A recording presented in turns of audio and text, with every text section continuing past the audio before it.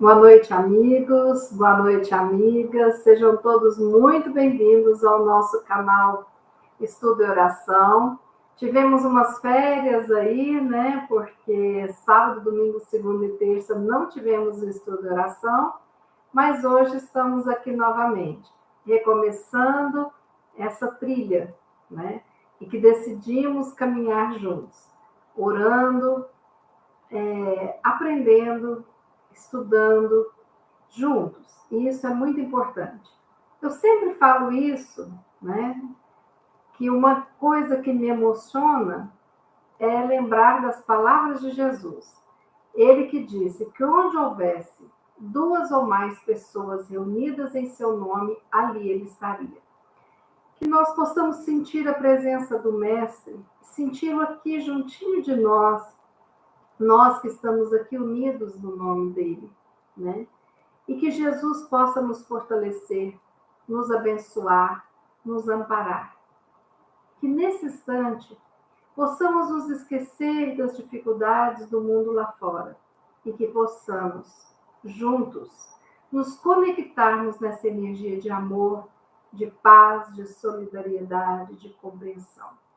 Essa energia que estamos todos tão precisados para aprendermos a lidar com os nossos desafios, com as nossas dificuldades, as nossas limitações.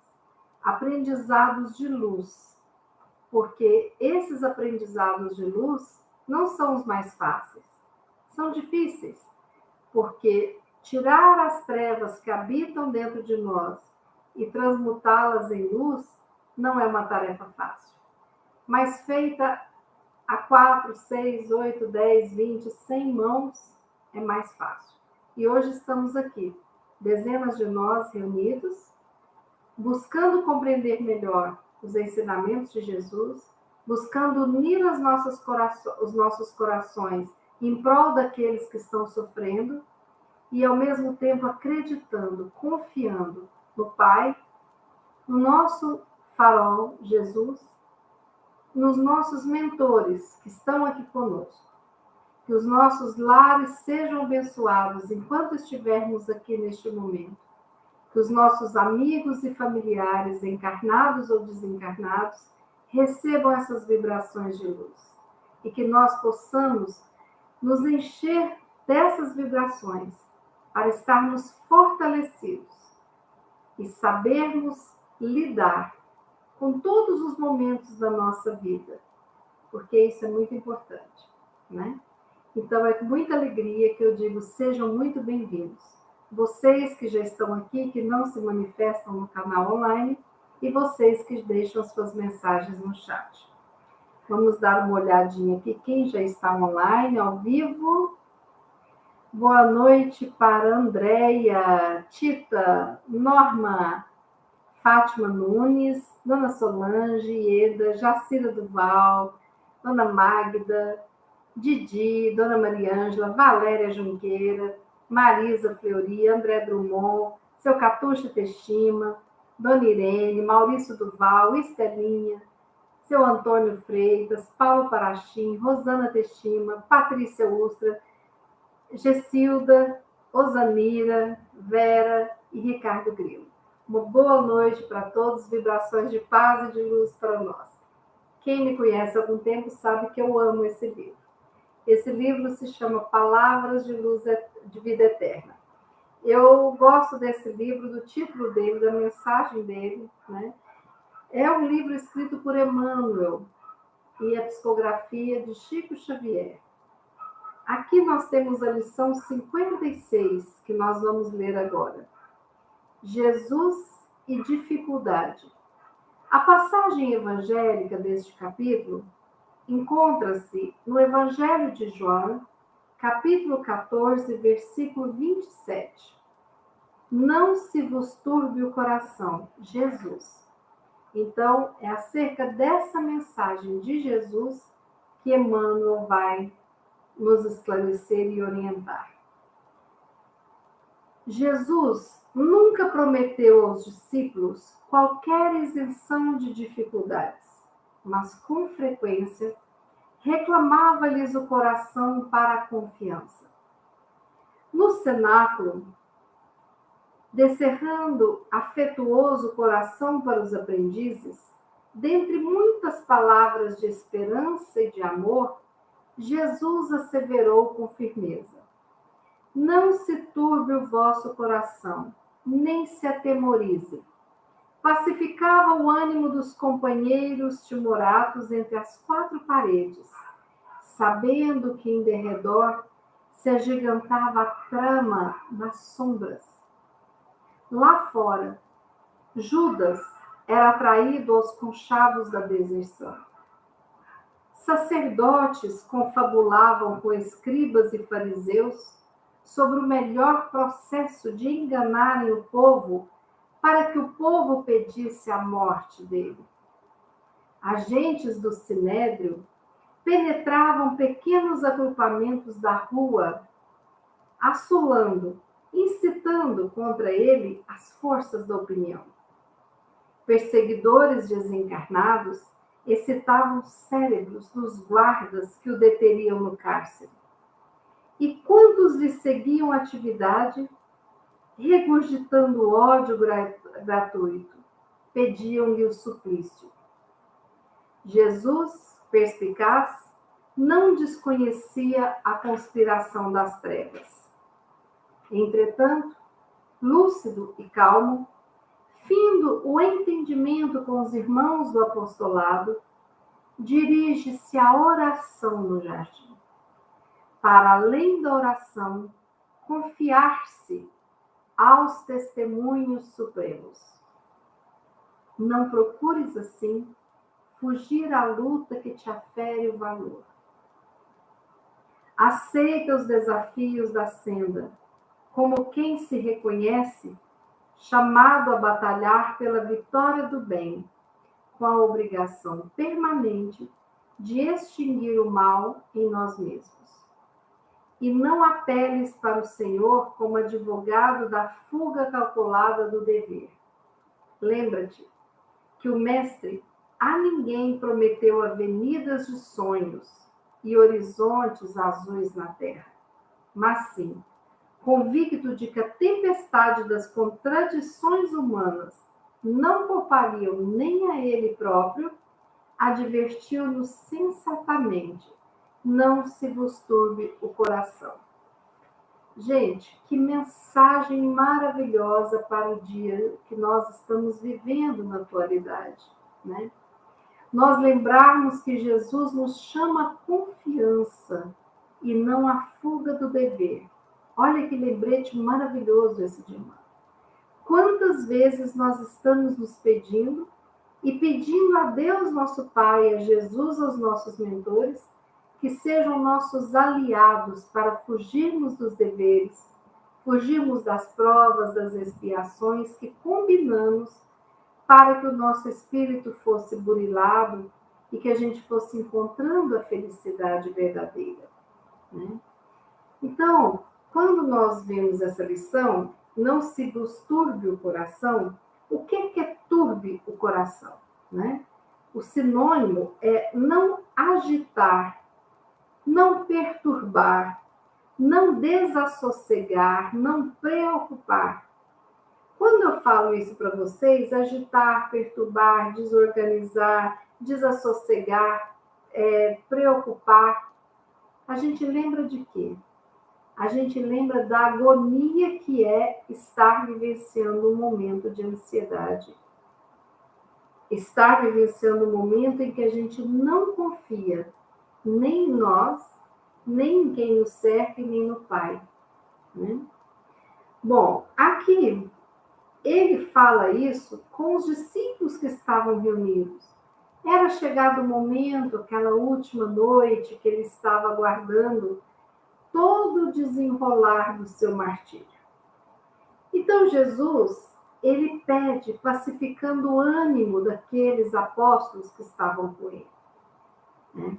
Por que Jesus fala, não se vos turbe o coração?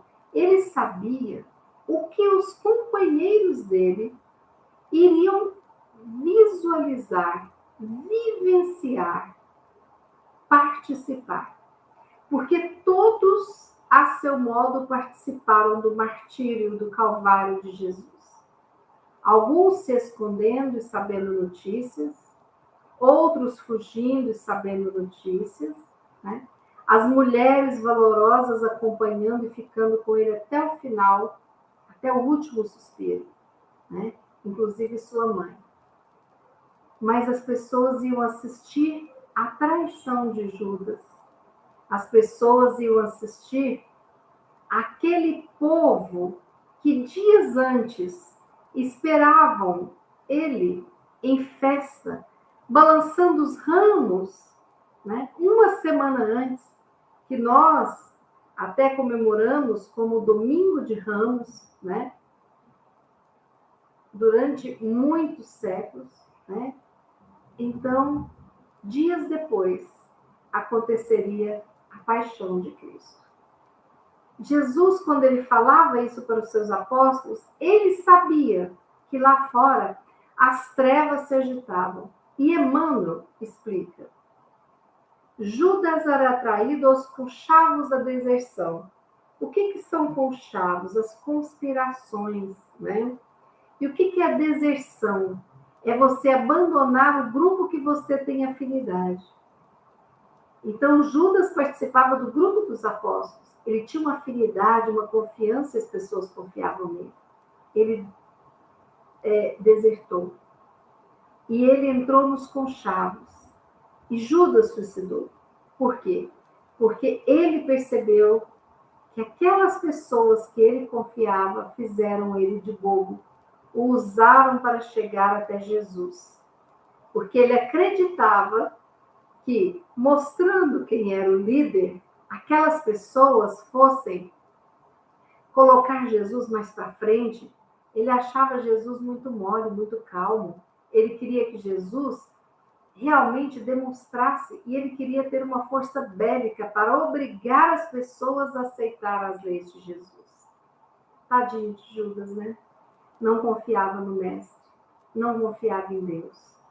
Confiava nele e confiou nas pessoas erradas que pensavam como ele. Então, tadinho, Judas sofre muito. Por quê? Porque ele percebe que foi enganado, ele se arrepende muito. Tanto que ele não consegue mais viver, comete o suicídio. Quem vai buscá-lo lá nas trevas, né, das regiões, foi o próprio Cristo, que foi ajudá-lo, a tirá-lo daquela situação. Porque Cristo perdoava e nem se ofendia, porque ele sabia de tudo o que estava para acontecer. Então, enquanto Jesus estava animando as pessoas, lá fora Judas traía. E traía os seus amigos, né? Porque através da fala dele, os amigos também estavam em risco de serem capturados e tiveram que sair às escondidas, né? Os sacerdotes confabulavam com escribas e fariseus sobre o melhor processo de enganarem o povo, para que o povo pedisse a morte dele. Aqui era horrível, né? Porque quem eram os escribas? Eram aqueles doutores que entendiam e que falavam sobre a lei ou Torá. E quem eram os fariseus? Eram as maiores autoridades judaicas. Aqueles que ficavam com aquelas roupas bordadas em ouro e prata, se destacando da população. Mas Jesus os tinha como hipócritas, porque externamente eles estavam plenos de pureza, de perfeição, de virtudes, mas eles não praticavam o que eles pregavam. Então, os escribas, os fariseus, os sacerdotes confabulavam para levarem o povo a acreditar que ele precisava de morrer. Por quê?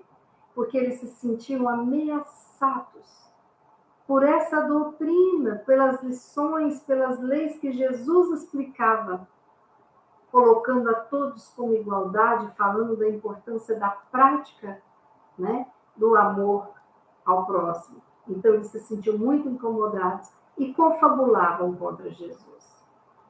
E aqui mais à frente, Emmanuel fala: agentes do Sinédrio penetravam pequenos agrupamentos de rua, incitando contra eles as forças de opinião. Então, vocês imaginem bem os conchavos que tinha ali por detrás. E o que era o Sinédrio? O Sinédrio, em Jerusalém, né, era... a Palestina estava sob o comando, né, do Império Romano. Então, havia uma assembleia de anciãos judeus que participavam da classe dominante ali, né, da Judéia.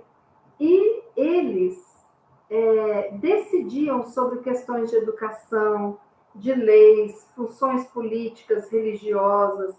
Então, eles tinham poder, né? É como se fosse a Suprema Corte, né, judia em Jerusalém, certo? Apesar de terem o domínio romano, existia essa corte dos judeus, né?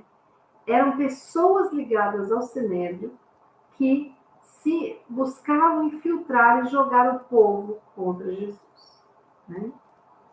Continuando aqui, Emmanuel. Perseguidores desencarnados excitavam o cérebro dos guardas que o deteriam no cárcere, jogando um ódio gratuito para piorar o suplício de Jesus. Então, as trevas desencarnadas também chegaram naqueles guardas que foram muito violentos, para aumentar a violência deles e flagelar covardemente nosso Jesus. Então, tudo isso, aqueles discípulos queridos, né? A sua mãe, as mulheres que faziam parte daquele cristianismo primitivo, iriam presenciar. E é nesse momento que Jesus já cuida dos seus irmãos, porque ele já pede que eles não turbem o coração, mas que tenham confiança no Pai. Por pior que aconteça, tenham confiança no Pai, né? Então, essa história nos remete às dificuldades que todos nós enfrentamos. E Jesus pede o quê? Que nós tenhamos confiança no Pai, né?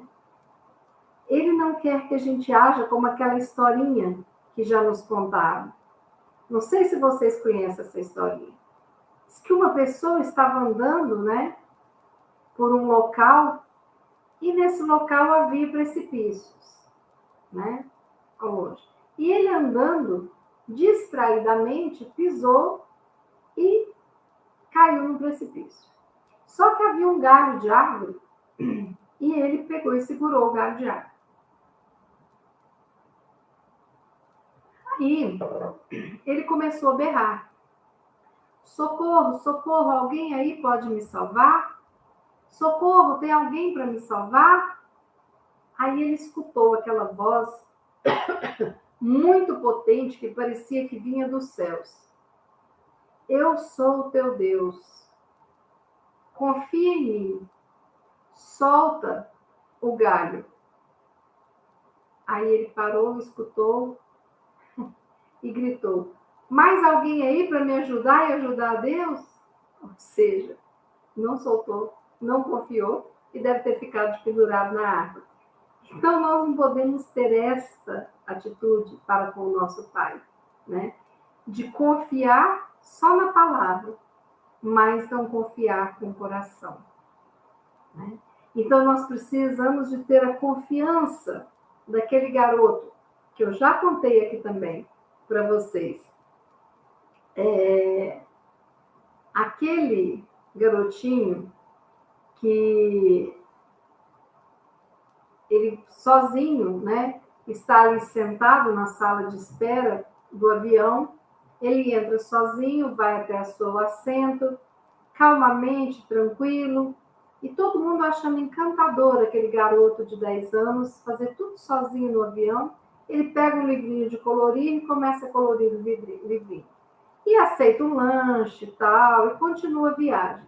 E todo mundo impressionado, uma gracinha, menina.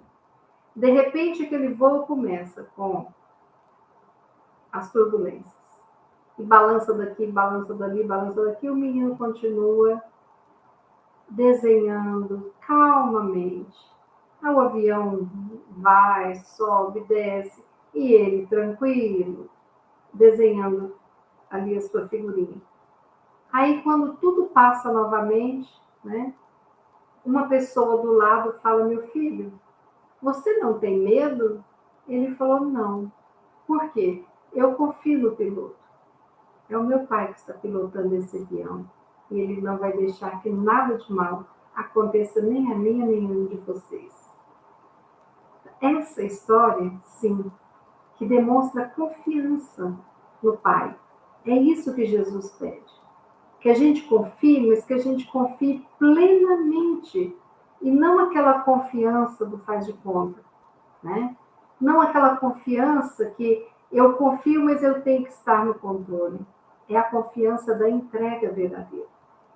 Porque aqui tem uma parte que ele fala uma coisa interessante, Emmanuel. E Jesus, ele nem no momento, ele promete isenção de dificuldades. Ele fala que o nosso reino não é deste mundo, né? Jesus não promete em nenhum momento que nós não teríamos que ser corajosos. Pelo contrário, ele nos manda ter a coragem, a confiança, a fé no Pai. E olha aqui o que Emmanuel fala, que coisa mais interessante. Que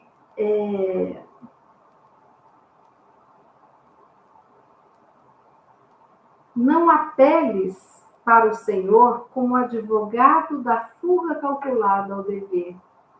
Quando nós pedimos para tirar do nosso caminho aquilo que a gente acha que vai ser dor, sofrimento ou dificuldade, nós não teremos Jesus como advogado a favor de tirar o dever que temos que fazer. Ele minimiza sempre e cuida da gente. Então, por exemplo, ele fez o quê? Conversou com os apóstolos, minimizou a dor de cada um, deu voto de confiança, ressuscitou, ele materializou lá diante dos apóstolos, ficou aqui dias depois da morte do corpo físico, até que depois ele subiu de verdade, né? O que ele fez? Ele não tirou a nossa dor da saudade dele, da tristeza do que aconteceu com ele, nada disso. Mas ele estava do lado nos fortalecendo. É disso que nós temos que nos lembrar. É essa força de termos a presença do Pai nos momentos de dificuldade. Nós não conseguimos, se está na nossa trajetória, passarmos por uma doença, né? Se combinamos isso antes, previamente, essa doença vai chegar em algum momento. E nós podemos pedir, sim, o apoio espiritual, a presença de Jesus, o apoio do Pai, e seguirmos firmes no tratamento. Mas pedirmos para tirar do nosso caminho algo que está traçado, possivelmente não vamos ser atendidos. Não da forma como a gente quer. E aí tem as pessoas mais imaturas que sempre que são contrariadas, frustradas dentro daquilo que elas acreditam ser o melhor para elas, elas ficam de mal de Deus, né? Então, se confia num casamento, aquele casamento existe um problema e tem uma separação que ela não aceita, ela decide se afastar de Deus. Se tem um trabalho, ela é injustiçada e tudo mais, ela decide se afastar de Deus. Se morre precocemente um filho, um ente querido, ela decide se afastar de Deus. Então, nós não podemos ser essas pessoas infantis que só estamos ao lado do Pai quando nos convier. Não. E aí, Emmanuel relata uma outra coisa aqui, que Jesus, lúcido e calmo, terminando aquela conversa com os irmãos, os discípulos, né, os apóstolos que ali estavam, dirige-se à oração no jardim, para, depois da oração, confiar-se aos testemunhos supremos. Então, Jesus nos dá o exemplo que para ele ter forças, a força necessária, ele se refugia na oração. Olha que bonito isso, né? Muito bonito. Então, qual é o exemplo que ele está dando? De quando tudo estiver difícil, que nós possamos orar e buscar na oração um pouco dessa confiança que está faltando no nosso interior. Não é preciso a gente ficar se culpando, muitas vezes é difícil ter confiança, né? Eu acho que a maioria de nós, nesse estágio que estamos evolutivo, a maioria de nós não teria coragem de soltar aquele galho de árvore, plenamente confiar que Deus vai nos acolher, né? É difícil para nós isso. Mas o que é que nós podemos fazer? Nós podemos mudar os padrões de pensamento. E sempre que o medo assolar o nosso coração, nós trabalharmos este medo em nós. Porque sim, uma parte do medo é a falta de confiança. Não é todo medo que é falta de confiança em Deus, mas existe uma porcentagem grande de medo que falta confiança não apenas em Deus, mas em nós. Então, quando nós temos uma autoestima que está avariada, nós temos uma tendência a termos medo, porque nós não acreditamos no nosso potencial de mudança, né? Quando nós estamos numa crise interna, nós muitas vezes pedimos ao outro para nos ajudar a orar, porque nem sequer orar sozinhos estamos conseguindo. Outras vezes nós estamos num processo em que o nosso sistema nervoso, né, os nossos cérebros, através de complicações relacionadas aos neurotransmissores, né, que muitas vezes não são produzidos adequadamente, dificultando as sinapses cerebrais, nós entramos em estados depressivos, de ansiedade, e quando o nosso sistema nervoso, o nosso cérebro não está funcionando adequadamente, existe uma problemática química. E neste quadro, é mais comum a gente poder entrar numa vibe de pensamentos negativos. E aí nós precisamos de tratar dessa química para nos ajudar. Não é todo pensamento negativo que é falta de confiança em Deus, não é isso. Estou falando exatamente isso para vocês, que existe uma questão biológica que nos leva ao medo, né? Existe até um estudo que quando nós estamos com doses de glicose alterada, nós temos uma propensão a ficarmos em pânico, né? Tem estudos mostrando isso. Então, nós somos corpo, mente e espírito. Não somos partes separadas, somos um ser integral. Então, precisamos de cuidar do nosso corpo, da nossa mente e do nosso espírito. Jesus nos traz aqui a necessidade do nosso espírito ter confiança no Pai. Mas também nós sabemos que a saúde física e emocional precisa de estar alinhada para não produzir esses pensamentos que nos levam a uma falta de confiança na vida e nós passamos a ter medo de viver, né? Então, faz parte do nosso processo de tratamento cuidarmos do nosso corpo, da nossa alma, né? Para que nós possamos começar a construir realidades diferentes. Se eu estou medicado, o medicamento puro e simplesmente não vai reverter os meus pensamentos todos, não vai. O medicamento vai facilitar a minha ação positiva no tratamento da minha doença, né? Então, o medicamento é uma ferramenta de auxílio, entende? Assim como a oração é uma ferramenta de auxílio. Porque se eu estiver quimicamente desarranjado, né, todo desorganizado, eu posso orar o dia inteirinho que talvez eu não vá conseguir elaborar os pensamentos saudáveis necessários para construir a minha felicidade. É preciso que eu me entregue verdadeiramente a esse Pai maravilhoso. Mas eu preciso me esforçar para mudar o pensamento. Porque o pensamento é só um pensamento. Ele não é um fato, ele é um pensamento. Quando eu começo a pensar a mesma coisa inúmeras e repetidas vezes, eu estou jogando para o universo, né, uma realidade que existe no meu ser, na minha cabeça. E isso não é fácil. Agora, se eu tenho, né, a noção que eu preciso confiar no Pai, se eu estou me tratando e se eu estou fazendo tudo possível para que a minha autoestima, a minha autoconfiança também esteja bem, aí eu vou superando dificuldades, né? Então aqui, voltando aqui, né, que eu fiz esse parêntese para a gente entender. Que Jesus não prometeu avenidas de sonho e horizontes azuis na terra, mas ele sabia que as contradições humanas eram tempestades que não poupariam nem a ele. E por isso, sabendo que o ser humano é uma contradição, né?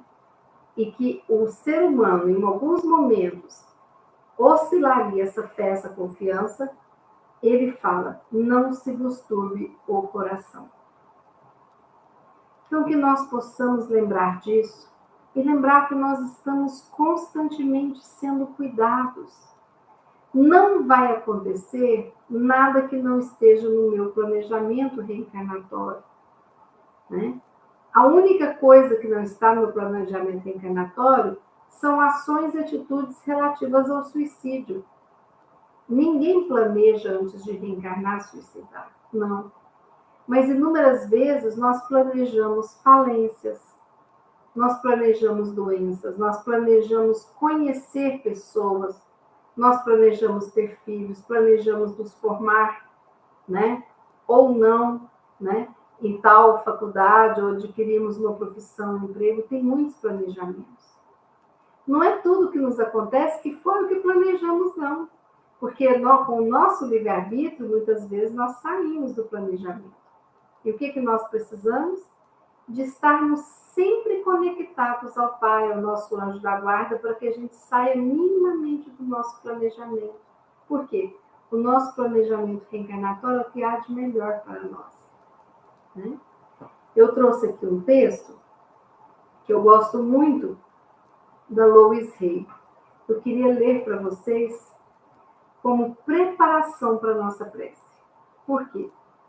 Porque nós precisamos de deixar nos nossos corações a chama da confiança no Pai acesa constantemente para nos aquecer. Às vezes nós temos que ir lá e dar um soprinho para ela aumentar, né? Igual uma lareira, né? Então essa chaminha tem que aumentar. Outras horas a gente está tranquilo e ela está linda, maravilhosa e grande. Mas são afirmações como essa que eu vou ler para vocês que acendem essa chaminha da lareira, da confiança, da fé. Todos nós podemos trabalhar os nossos medos, as nossas inseguranças, certo? Depois nós vamos fazer um estudo de oração para falar sobre esses medos e essas ansiedades que assolam o nosso coração em um outro momento, tá certo? Então, lembrando, a tradução, não se vos turbe o coração, na fala de Jesus, olha que linda essa afirmação. Respire profundamente, se quiser feche os olhos, se quiser repita comigo, tá certo? Mas deixe essa sabedoria ser introduzida no coração de cada um de vocês para a gente fazer a nossa prece. Na infinidade da vida onde estou, tudo é perfeito, pleno, completo. Acredito num poder muito maior do que eu que flui através de mim, em cada momento de cada dia. Eu abro-me à sabedoria interior, sabendo que existe apenas uma inteligência neste universo. E desta inteligência maior vêm todas as respostas, todas as soluções, todas as curas, todas as novas criações. Eu confio nesse poder e nessa inteligência, sabendo que seja o que for que eu precise saber, é revelado a mim. E que seja o que for que eu precise, venha a mim, na hora, no espaço e na sequência certos. Tudo está bem no meu mundo.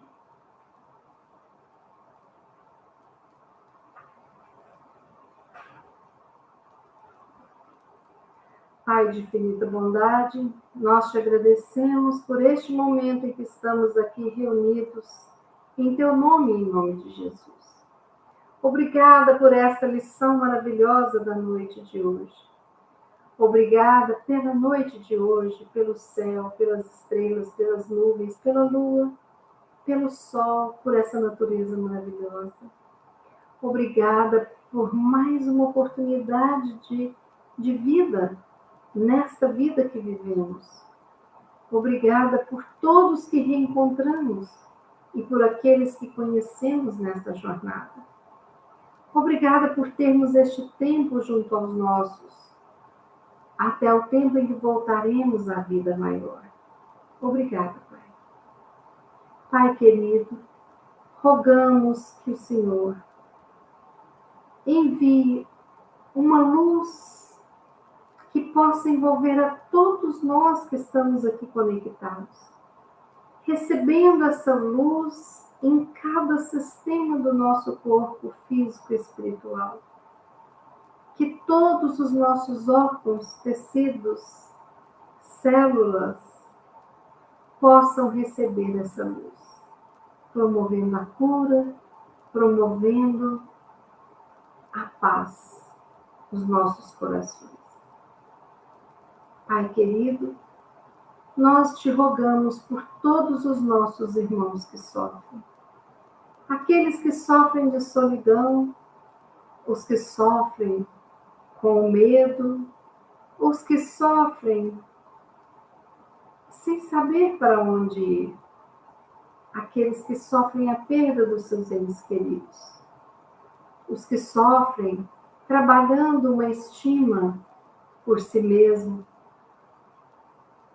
Abençoa a todos, Pai querido, principalmente os nossos irmãos que se encontram em leitos de dores nas casas, nos hospitais, os nossos irmãos trabalhadores da saúde, os nossos irmãos que trabalham nos comércios, os nossos irmãos que trabalham cuidando das nossas cidades, do nosso alimento, da nossa água.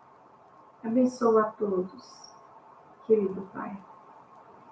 E neste momento de muita gratidão e muita luz nos nossos corações, queremos sentir a presença querida de Jesus, agradecendo as suas lições, o seu cuidado, o seu amor por todos nós, e rogando a proteção de todos os cristãos que lhe seguem os passos, a proteção de todos aqueles que ainda não conseguem ser cristãos nas atitudes, por todos aqueles que professam outras crenças e que continuam trabalhando e evoluindo. Pedimos por todos, Jesus. Em especial hoje queremos te pedir por todos aqueles que voltaram à pátria espiritual. Queremos te pedir pelo nosso Brasil. Queremos te pedir pelo mundo como um todo. E assim, cada vez mais unidos em pensamentos, orações, que possamos imaginar essa luz imensa, envolvendo os nossos lares, envolvendo a nossa cidade, o nosso Brasil, este mundo Terra. E que possamos, sim,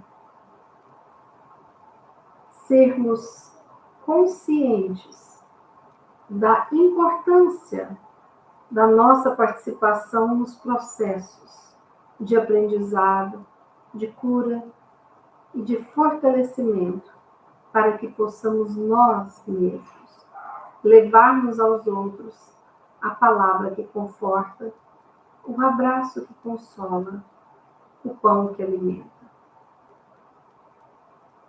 Que possamos, mestre querido, enxergar muito além dos nossos olhos físicos e ouvir muito além dos nossos ouvidos, do corpo, para que assim possamos estar conectados às mais altas vibrações daqueles que cuidam de nós, hoje e sempre. Assim, pedindo que todos nós possamos receber essas bênçãos, este tratamento, que as águas sejam fluidificadas e que todos nós possamos, neste momento, nos colocarmos à disposição para que toda essa energia penetre cada célula do nosso corpo. Assim agradecemos e finalizamos este momento de estudo e oração, dizendo obrigada, Pai. Obrigada, Jesus. Obrigada, Mãe Santíssima. Obrigada a todos os nossos mentores presentes. Obrigada a todos os tratamentos realizados. Obrigada a todos que estão aqui conosco, unidos em estudo e oração. Que assim seja. Pois bem, muito obrigada pelo carinho, pela atenção de todos. Eu peço que quem gostou do estudo, acione e dê o like.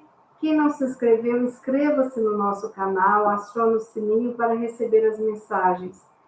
Amanhã, 18 horas, estaremos aqui ao vivo novamente juntos para uma nova lição. Sexta-feira também, 18 horas, estaremos aqui juntos, ao vivo. Espero vocês amanhã. Tenha uma quarta-feira, uma noite abençoada, uma quinta maravilhosa. E até amanhã, às 18 horas, quando estaremos juntinhos. Se Deus quiser. E como eu brinco, Ele há de querer. Até amanhã, amigos e amigas. Um forte abraço, uma noite maravilhosa para vocês.